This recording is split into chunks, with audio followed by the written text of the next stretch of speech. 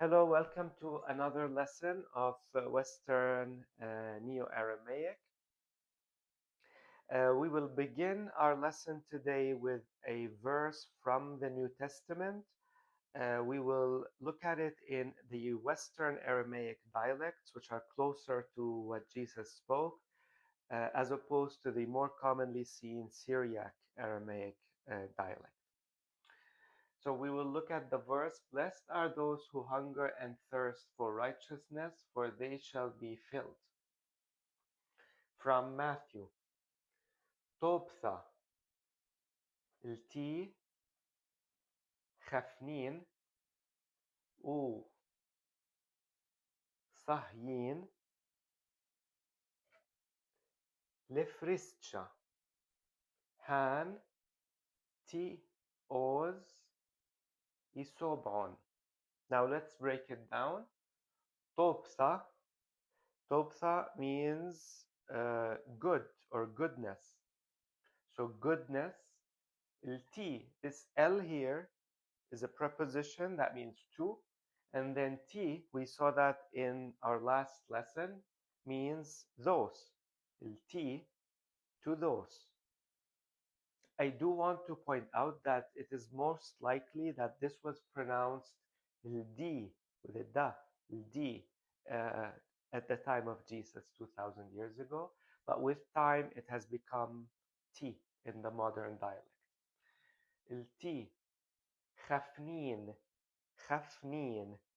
خفنين is from khafna, which is hunger. So خفنين, the hungry ones. U means and. صهيين, the thirsty ones. And then we see the L here again, which means, which is to, the preposition to. لفريستشا. Frischa is truth or justice or righteousness. Han, those are. T, again, the ones who, or those are who. Oz means will or shall. Isobon, isobon, which means will be satiated or filled. So Tobtha, التي خفنين وصهيين لفريستشا هانتي أوز isobon. Now let's begin our lesson. We're going to look at adjectives. Keep in mind, adjectives in Aramaic are the opposite of what they are in English, meaning that in English we say red dress, so adjective then noun. In Aramaic, it's the opposite. We say dress red, so the noun then the adjective. Now, to determine the form of the adjective, we need to know four things about the noun, or two things in this, let's say. So in this case, if we're looking at the singular, then we need to know, is it masculine or feminine? And then is it definite or indefinite? Indefinite means in English that, for example, a house is indefinite, while the house is definite. We don't have a the in Aramaic, so that's why it's important to know this. خلبة حور, dog, white. Now, when I see this form, I know that this is indefinite. So this means a white dog. خلبة حور. بيثة راب, a big house. كعبرة أزعر, a small mouse. Now let's look at these are indefinite masculine. Let's look at the indefinite feminine. Rab becomes rappa. Uz'ur becomes z'ura. So bisinitha rappa, a big girl. Kritha z'ura, a small village. Now let's look at the definite forms. The masculine definite The adjective is identical to the feminine indefinite. So Baitha, Rappa, the same as Rappa here. However, this is a masculine definite. This means the big house. Ka'apra, Z'ora, again the same as here, but this means the small mouse. Let's look at the definite feminine. Bisinitha, Raptha, the big girl. So notice the tha. Kritha, Z'orcha, the small village. So notice it either ends in tha or cha if it is a masculine, a feminine definite. Here we're going to go back to the adjective huwar, which means white.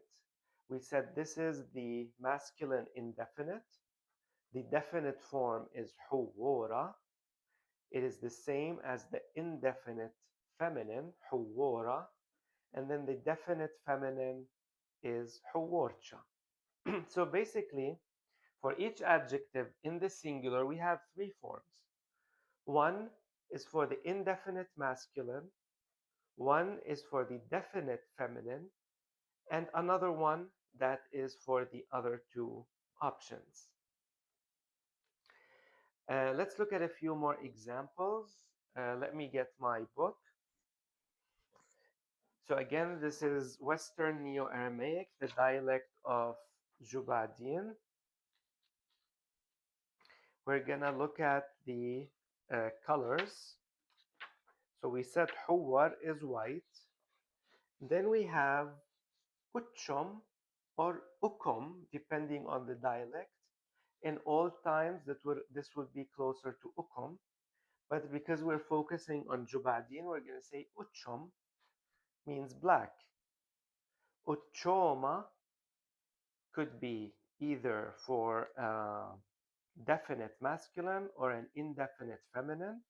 And then Uchomcha is for the definite feminine. Summok means red. Summoka and Summokcha are the other two forms. Uzruk is black. The other two forms are Zroka and Zrokcha. Yurruk is yellow.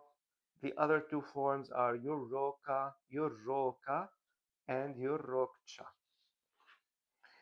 We're going to read a small passage that uses the colors and we will translate it. Quaizha, Eppe, Shob'a, Lawen. A rainbow has 7 colors.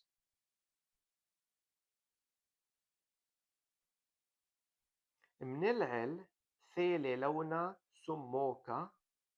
At the top comes the color red. ورحلة ثيلي لونا يروكا. And after it comes the color yellow ومشمشو and orange. Mushumsho is also the word to describe an apricot. So it's really the color of the apricot. Then we have بمستيذة ثيلي لونا خضرة. In the middle comes the color green. ورحلة زروكا, followed by blue.